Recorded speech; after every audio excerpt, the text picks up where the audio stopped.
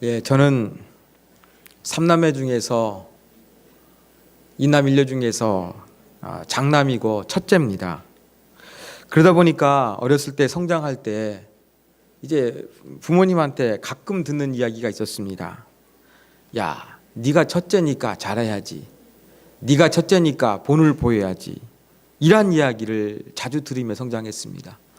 혹시 여러분도 혹시 저와 같은 경험하신 분들 계십니까? 예, 그런 얘기를 들으면서 첫째는 성장하게 되는 경우가 참 많이 있습니다. 저는 집에서만 그런 얘기를 들은 것이 아니라 교회에서도 그런 얘기를 들었어요. 제가 부목사 시절을 하면서 저는 참 이상하게 선임 역할을 많이 했습니다. 부임할 때 동기들이 같이 가는에도 불구하고 또 저보다 나이 많은 동기가 있음에도 불구하고 꼭 제가 선임이 되었어요. 그래가지고 담임 목사님하고 이야기하다 보면은 제가 모셨던 담임 목사님 중에서는 당신이 선임이니까 잘해야 돼. 이렇게 이야기하는 사람들이 참 몇 분 계셨습니다. 여러분, 뭔가 이렇게 첫 번째로서 본을 보여야 한다는 것 상당히 당연한 이야기지만 때로는 이 압박감을 느끼기도 합니다. 저는 그래가지고 우리 큰딸한테 이런 말을 가급적 안 하려고 합니다. 그런데 어쩔 수 없이 해야 되는 경우 있습니다. 직접은 못하고 아빠의 경험을 이야기하면서 아빠는 그래도 너한테 그런 부담감을 주지 않기 위해서 애쓰고 있다. 그러한 메시지를 전달하는 것이죠. 살다 보면 뭔가 첫 번째로서 뭔가 중요한 위치에 있는 사람으로서 본을 보이는 것이 정말로 중요하기 때문에 이러한 이야기를 강조하는 것 같습니다. 그래야 좋은 분위기가 공동체 안에서 유지되고 계속해서 흘러갈 수가 있기 때문에 그렇습니다. 야고보서가 지금 말하고 있는 현실이 바로 무엇이었냐면 교회 안에서 아름답지 못한 행실이 나타나서 이것을 고치기 위해서 편지를 쓰고 있는 것으로 보입니다. 특별히 교회 안에서 이 가르치는 은사를 가진 사람이 있었습니다. 이러한 사람들을 향해서 권면할 필요성을 느낀 것이지요. 여러분, 기독교뿐만 아니라 이 원래 기독교가 태동했던 유대교를 보면은요, 후대 유대교에서는 이 랍비 가르치는 사람이 있지 않습니까? 이 가르치는 사람을 지혜자라고 불렀습니다. 하나님의 율법인 말씀을 가르치는 사람을 지혜자라고 불렀습니다. 또 초대교회에서도 여러 가지 하나님께서 교회 안에 은사를 주셨는데 이 중에서 중요하게 언급되고 있는 은사가 있는데 그게 바로 무엇이었느냐? 가르치는 은사였어요. 자, 유대 분위기가 가르치는 사람에 대해서 지혜자로서 아주 좋은 말로서 대접하는 분위기, 교회 안에서 하나님 말씀을 가르치는 사람도 중요하게 여기는 분위기가 이 신앙 공동체 안에서 깊게 펴져 있었습니다. 그러면 사람들은 무엇이 되고 싶어 할까요? 가르치는 자가 되고 싶어 했던 것입니다. 리더가 되고 싶어 했던 것입니다. 그런데 이러한 가르치는 자가 본을 보여야 되는데 본을 보이지 못하면 교회는 엉뚱한 방향으로 하나님이 의도하신 방향으로 나아갈 수가 없게 되는 것이지요. 바로 이러한 문제를 바로잡기 위해서 야고보서가 말에 대해서 언급하고 있는 것입니다. 자, 그러면서 3장 1절 지난 주일에 살펴봤던 말씀 보면은 야고보가 이렇게 권면합니다. 선생이 많이 되지 말라. 이 말은 무슨 말입니까? 선생된 사람한테 이야기하는 것이 아니라 선생이 되고자 하는, 즉 가르치는 지위에 오르고자 하는 사람들이 많았는데 이러한 자들을 향해서 선생이 되지 말라 이렇게 말씀하고 있는 거예요. 왜 선생이 되지 말라고 했습니까?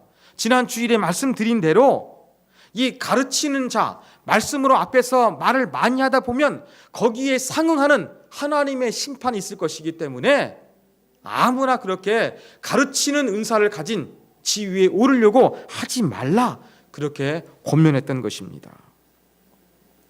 이 구절에 의하면 이 야고보가 편지하고 있는 여러 교회들 가운데는 여기서 저기서 교회 안에서 내가 가르치는 은사가 있습니다. 내가 지혜가 있습니다. 납비와 같은 지혜자입니다. 이렇게 주장하는 사람들이 많이 있었던 거예요. 이렇게 교회 안에서 가르치는 지위를 참 바라보고 또 거기에 자기가 합당한 사람이라고 주장하는 그러한 분위기 가운데서 야고보 사도가 뭘 이야기하고 있습니까? 그래, 교회 안에서 정말로 가르치는 은사가 중요하고 또 지혜 있는 것처럼 보이는데 이러한 사람들이 정말로 하나님 앞에 신실한 사람이냐 그렇지 않는 사람이냐, 이것을 판별할 수 있는 기준을 가져라.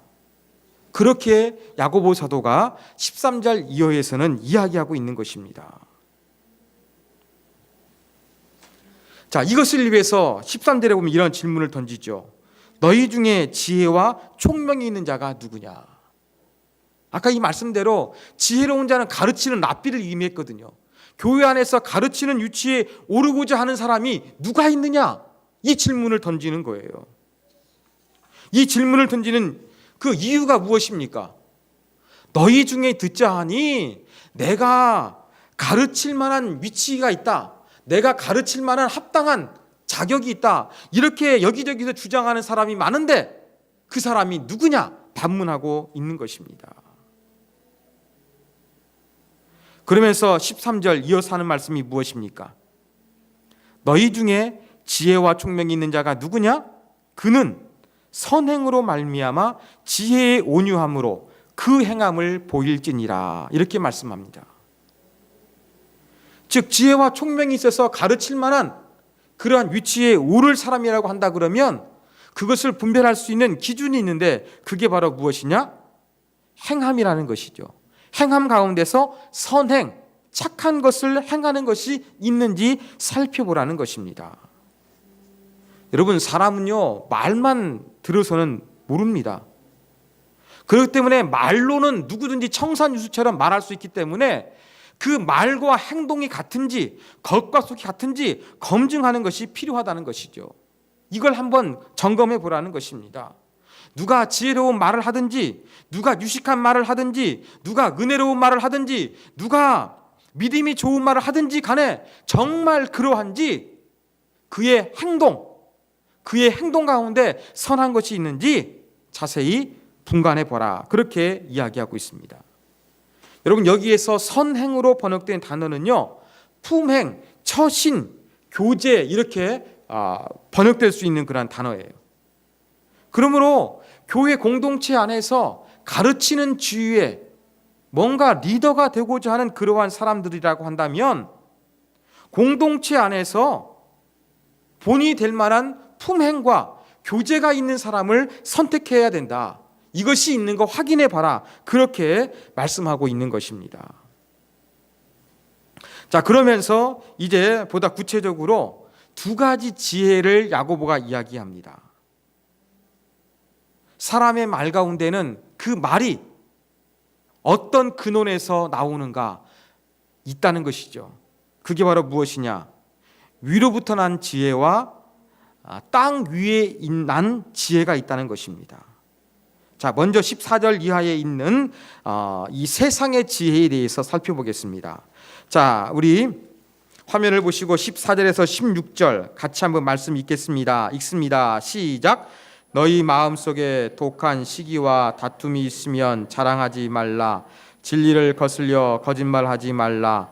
이러한 지혜는 위로부터 내려온 것이 아니요 땅 위의 것이요 정욕의 것이요 귀신의 것이니 시기와 다툼이 있는 곳에는 혼란과 모든 악한 일이 있음이라.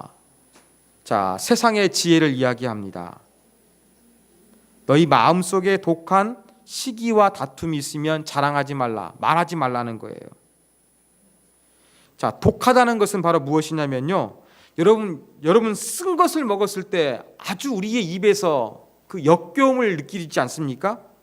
바로 그렇게 어떤 우리가 쓴 것을 먹었을 때, 먹지 못한 걸 먹었을 때의 그 기분 좋지 않는 독한 성분을 느끼는 것처럼 독한 열정을 이야기하는 거예요. 열심 가지고 있는 독한 시기는 아주 다른 사람에게 불쾌하게 만들고 기분 나게 만드는 열심을 가진 사람, 이게 시기지 않습니까? 이것을 이야기합니다. 다툼은 무엇이냐? 남과 경쟁해서 이기고자 하는 그러한 야망을 가리키는 거예요.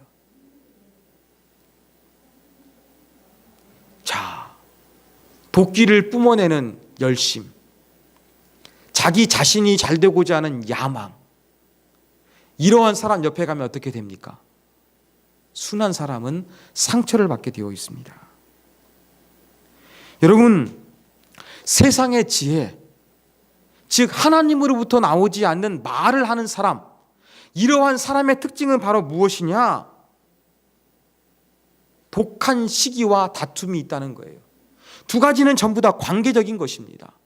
즉, 이 하나님의 지혜가 아니라 세상의 지혜의 근원을 가진 사람이 내뱉는 말은 관계를 파괴하는 그러한 요소를 가지고 있음을 야고보 사도가 지금 이야기를 하고 있는 것입니다.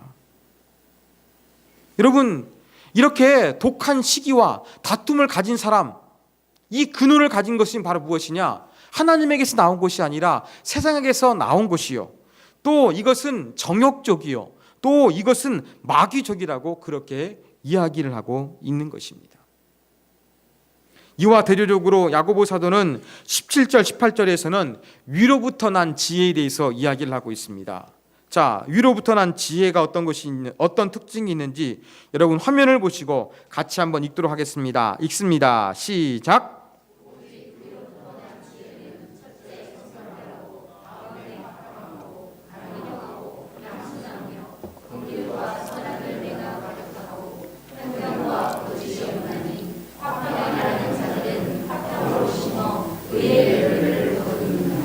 예, 아까 대조가 되지 않습니까? 아까 거하고. 자, 성결이 뭡니까?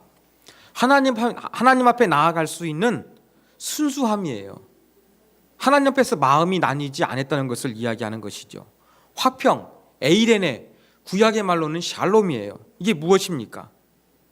하나님과 인간과 인간 사이의 관계가 좋은 것을 이야기하는 것이 바로 화평입니다. 관용이 무엇입니까? 자기 중심, 이기 중심적인 것이 아니라는 이야기입니다. 여러분, 관용이라는 것은요, 법대로 처리해야 되는데 법대로 처리하지 않고 자비를 베풀어 주는 것, 아량을 베풀어 주는 것, 이게 관용입니다. 자, 양수는 두 가지 의미가 있어요. 하나님께 순종할 자세가 되어 있다.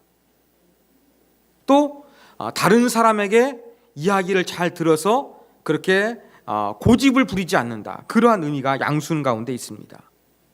긍휼과 선한 열매. 여러분, 자비 없는 선한 열매는 없습니다. 이러한 다른 사람에 대해서 안타까운 사랑의 마음을 갖는 긍휼, 그리고 이러한 긍휼로부터 나오는 선한 열매가 바로 위로부터 난 지혜라는 것이죠. 또 편견이 없이 공명정대합니다. 다른 사람을 속이거나 그렇게 이간질하는 거짓이 없다는 것입니다. 그래서 이 하늘로부터 난 지혜는 어떤 결과를 거두게 되느냐? 화평으로 심어 의의 열매를 거둔다는 것이죠. 자, 아까 세상의 지혜는 어떠했습니까?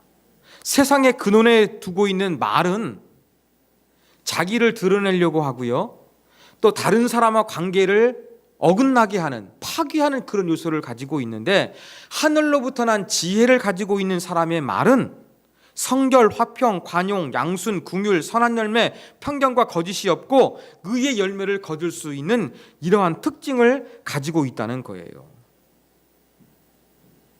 이것을 이야기 두 가지를 야고보 사도는 아주 극명하게 대조하고 있습니다. 특별히 이 하늘로부터 나는 그러한 지혜는 바울이 말하고 있는 성령의 열매와 아주 비슷합니다. 세상의 지혜는 남과 경쟁하고 비교하고 짓밟고 자기가 모든 것을 갖기 위해서 하는 말이지만, 하나님으로부터 나오는 말, 하나님께 속한 사람의 말은 성령의 열매와 같이 온유하고 평화롭고 아름다운 것임을 지금 이야기하고 있는 것입니다. 자, 이러한 두 가지 지혜의 특성을 통해 가지고 우리는 과연 참 지혜인가? 아니면 거짓 지혜인가? 땅의 지혜인가? 하나님이 준 지혜인가? 구별할 수 있는 몇 가지 기준점을 본문을 통해서 발견할 수가 있습니다. 첫 번째 기준이 바로 무엇입니까? 선을 행하느냐? 선이 않느냐? 이걸 가지고서 하나님께 속한 사람인지 세상에 말을 하는 사람인지 구별할 수가 있는 거예요. 자, 두 번째 기준은 무엇입니까? 자기 자신을 드러내느냐 아니면 겸손과 온유하느냐, 이걸 가지고 알 수 있다는 거예요. 아까 말씀드린 대로 세상의 지혜를 가진 사람은 경쟁 속에서 자기를 이겨내고 드러내려고 하는데 참 지혜는 그렇지 않다는 것이죠. 자, 세 번째 구분하는 거 무엇이냐?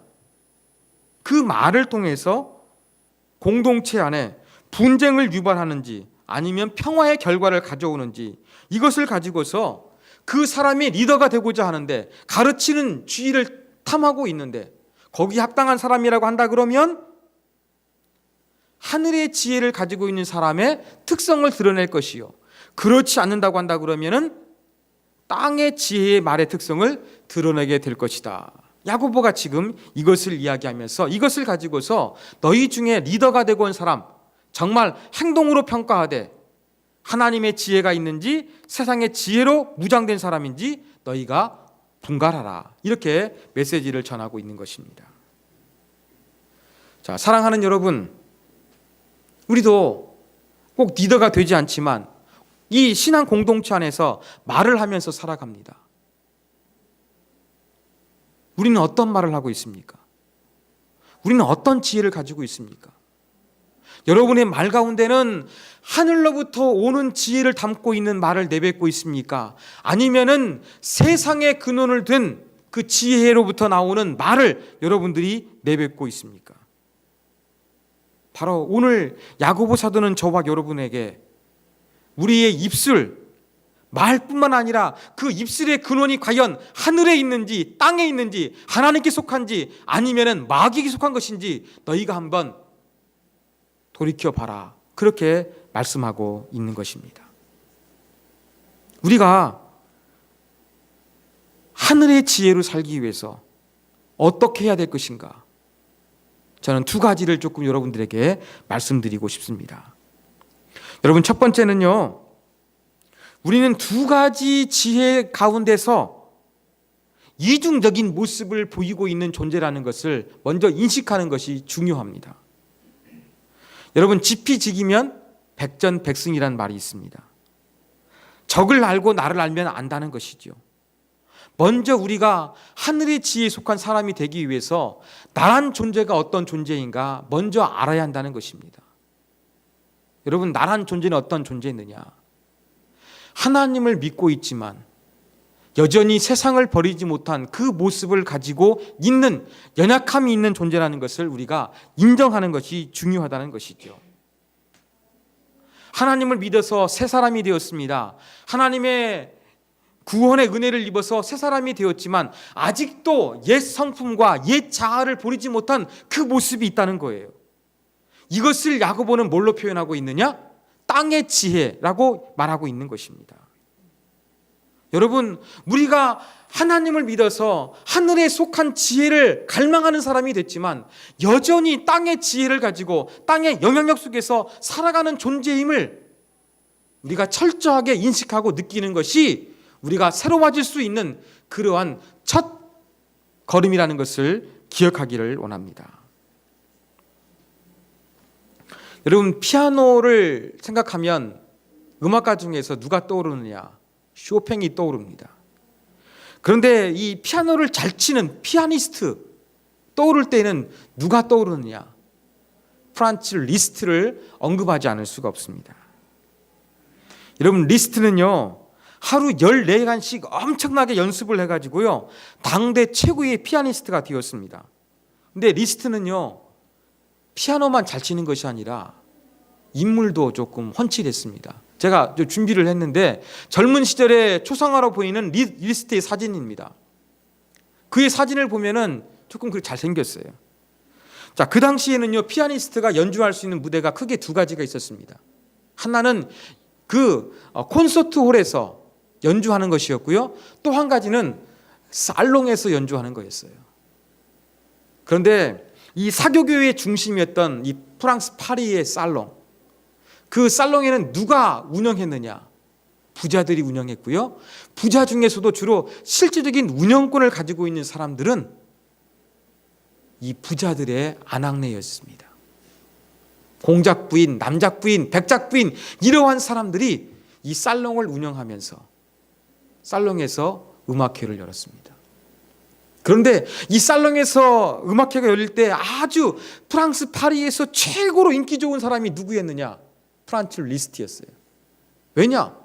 피아노도 잘 치고 또 잘생겼기 때문에 그 당시 이 돈 있고 또 교양 있는 그러한 귀부인들이 완전히 리스트의 팬이 되어가지고 리스트에게 오빠 하면서 그렇게 따라다녔던 그러한 오빠 부대의 원조였던 것입니다.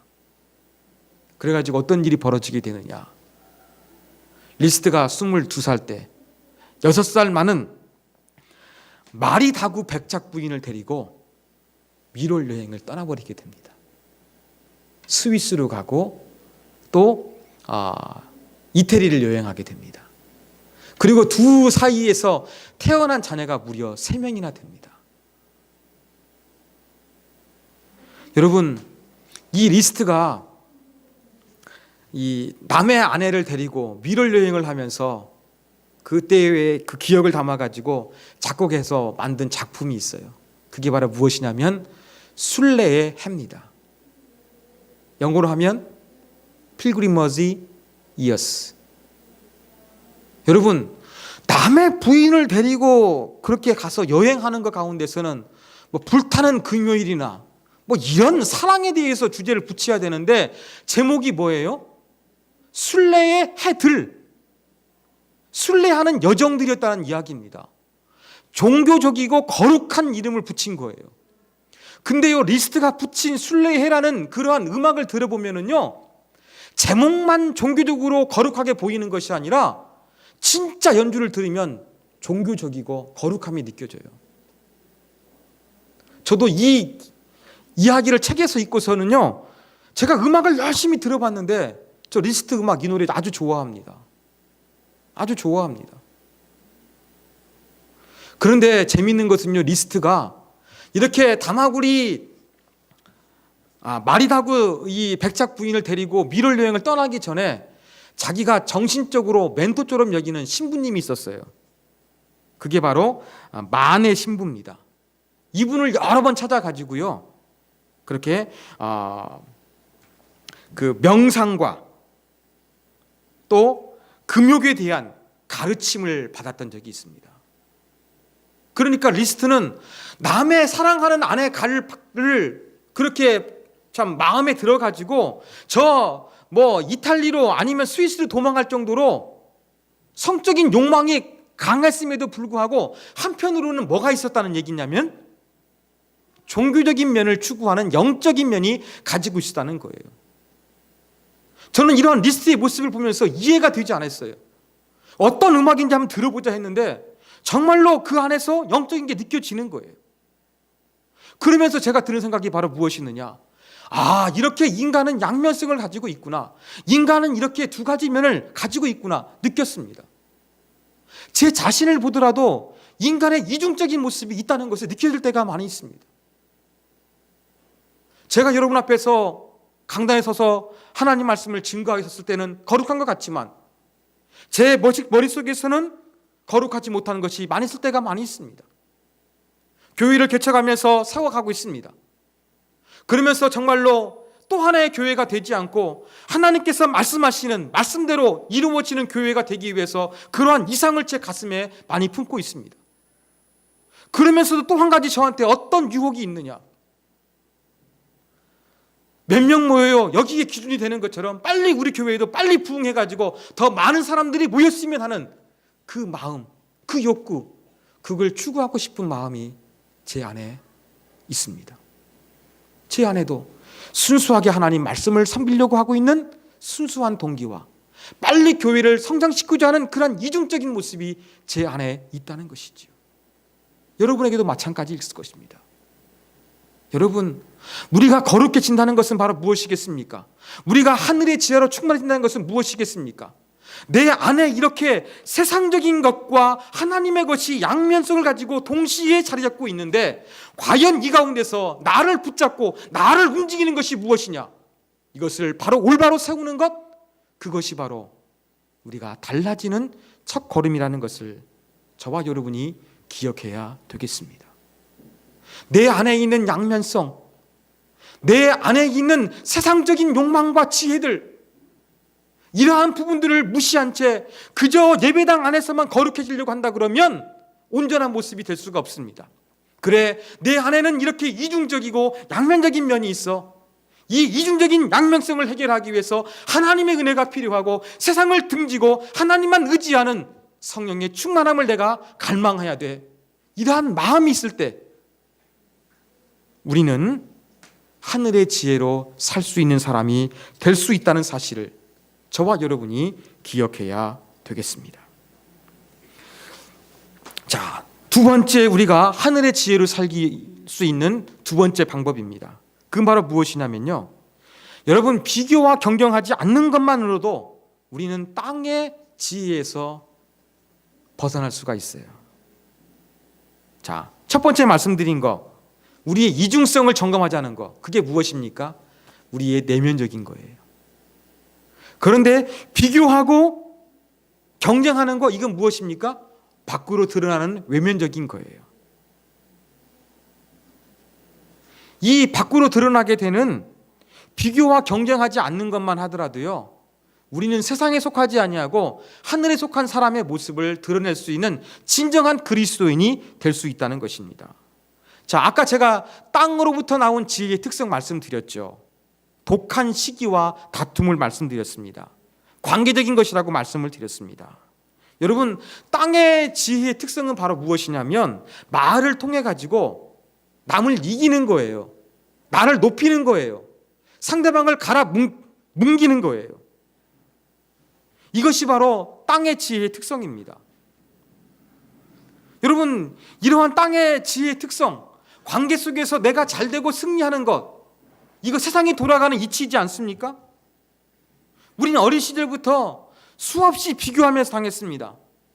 야, 성수야, 아무개 목사 아들은 공부를 그렇게 잘한단다. 너는 그게 뭐냐? 여러분, 그러한 이야기 제가 들었습니다. 아마 여러분도 그렇게 들었을 거예요.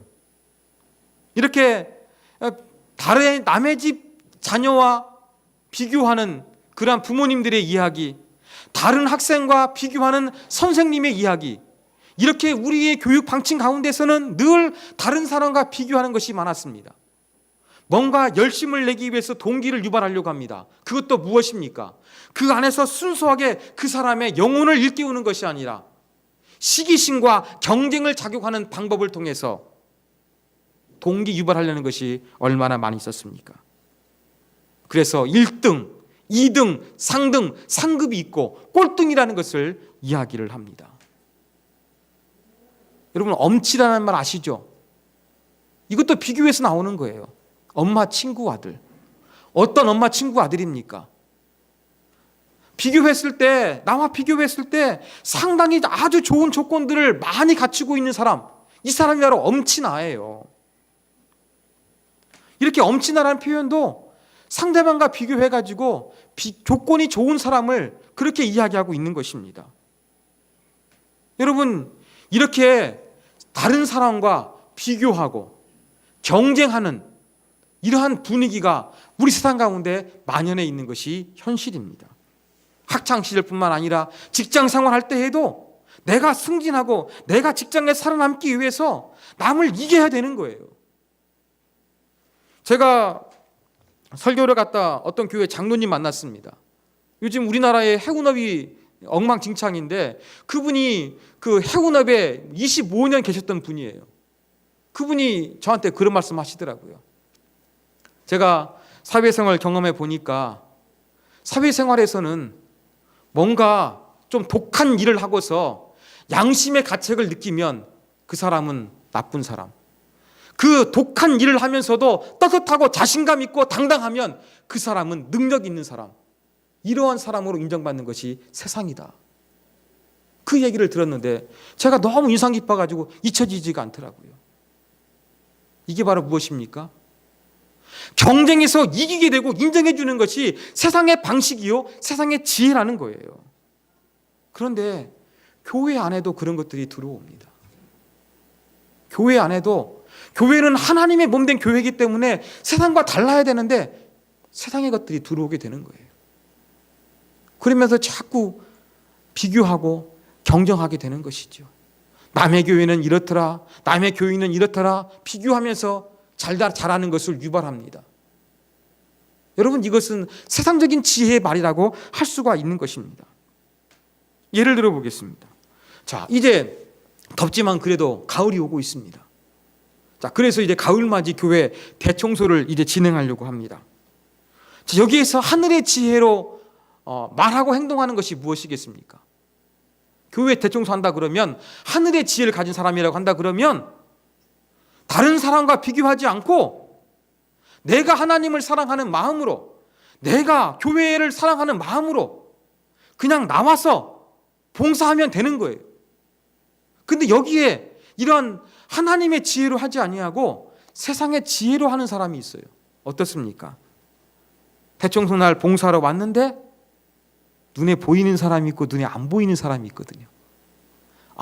나는 바빠도 이렇게 왔는데 나보다 비교적 시간적으로 여유 있는 사람 아무개 집사 안 왔네? 나 요즘에 몸이 안 좋아가지고 힘들어 죽겠는데 나보다 건강하고 쌩쌩한 아무개가 안 왔네? 자꾸 어떻게 합니까? 비교합니다. 이렇게 비교하다 보면 어떤 마음이 듭니까? 남들 이렇게 안 하는데 나만 하고 있네? 왜 나만 이렇게 해야 돼? 믿음 있는 척하면서 남들 이렇게 안 하고 있어? 그러니까 교회가 이 모양이지. 여러분, 자꾸 남과 비교하고 경쟁해서 이런 말 하다 보면 어떻게 되겠습니까? 그 마음 가운데 평안이 있겠습니까? 평안이 존재할 수가 없는 거예요. 마음의 평안이 없으면 의의 열매를 맺을 수가 없는 거예요. 여러분, 어떤 분들 보면은요, 교회에서 열심히 충성하고 봉사하는데 그냥 하나님 앞에서 자기가 해야 될 것만 열심히 하면 되는데 그렇지 아니하고 자꾸 이 세상의 지혜, 이걸 가지고 와가지고 비교하고 경쟁하려고 하는 사람이 있습니다. 이러한 마음으로 하나님 섬기면 오히려 공동체에 독이 되는 경우가 많이 있습니다. 여러분, 우리 교회가 정말로 하나님을 섬기고 하늘의 지혜로 운영되는 교회라고 한다 그러면 우리의 입술 가운데서 어떠한 말이 나와야 되겠습니까? 가급적이면 다른 사람과 비교하거나 자꾸 다른 사람과 경쟁을 시켜가지고 교회 충성을 유발하는 그러한 것으로 행하지 말아야 한다는 겁니다. 조금 순수하고 조금은 더딘 것 같아도 정말로 하늘의 지혜, 아까 말씀드린 그러한 온유와 관용과 자비와 국률과 거짓 없음 같은 이러한 것을 가지고서 우리가 교회를 섬길 때 세움교회는 뭔가 세상과 다르구나, 뭔가 정말로 하나님 믿기 때문에 어떠한 진정성이 있구나, 이러한 부분이 느껴지지가 않겠습니까? 사랑하는 여러분, 이것이 바로 하늘의 지혜를 가진 말이요 행동이라고 할 수가 있는 것입니다. 여러분, 이것만 하지 않아도 내 마음에 시기와 다툼과 분노가 일어나지 않습니다. 가급적 교회 안에서 남하고 비교하지 마시고요, 여러분이 하나님 앞에서 할 수 있는 최선의 것을 하십시오. 비교하지 않으면서 여러분의 게으름을 합리화하지 마시고 여러분이 할 수 있는 최선을 다하십시오. 이것이 바로 하늘의 지혜로 우리가 믿음의 공동체를 섬기는 방법입니다. 이것만 잘해도 우리 공동체는 하나님 보시기에 아름답고 세상이 그래도 욕하지 않는 거룩한 공동체로서 성장할 수가 있게 될 것입니다. 사랑하는 여러분, 교회는 세상에 속한 것이 아닙니다. 그래서 교회 안에서는 세상의 지혜를 가지고서 내가 교회에서 영향력을 행사할 수 있는 자격이 있다, 이렇게 말해서는 안 되겠습니다. 세상의 방식이 아니라 하늘의 방식, 하나님의 방식, 하나님의 뜻과 말씀으로 우리가 말하고 행동해야 한다는 것을 기억해야 되겠습니다. 그러기 위해서 먼저 우리 안에 있는 거룩하면서도 속된 것 가운데 끼어 있는 우리의 현실을 직시하십시오. 자꾸 그러면서 하나님께로부터 오지 아니하는 세속적인 이 세상의 지혜를 이기기 위해서 여러분 노력하십시오. 그리고 외면적으로는 가급적이면 남과 비교하거나 경쟁하지 않고 순수한 마음에서 순수한 말을 하고 하나님을 섬기기 위해서 노력하십시오. 그 가운데 우리의 아름다운 모습을 통해서 하나님이 영광을 거두어 주시고 뭔가 차원이 다른 예수 믿는 냄새와 향기를 나타낼 수가 있을 것입니다. 이를 위해서 다 같이 우리의 이중성을 살펴보고 비교와 경쟁하지 않기를 다짐하는 우리 모두가 되기를 주님의 이름으로 부탁드립니다.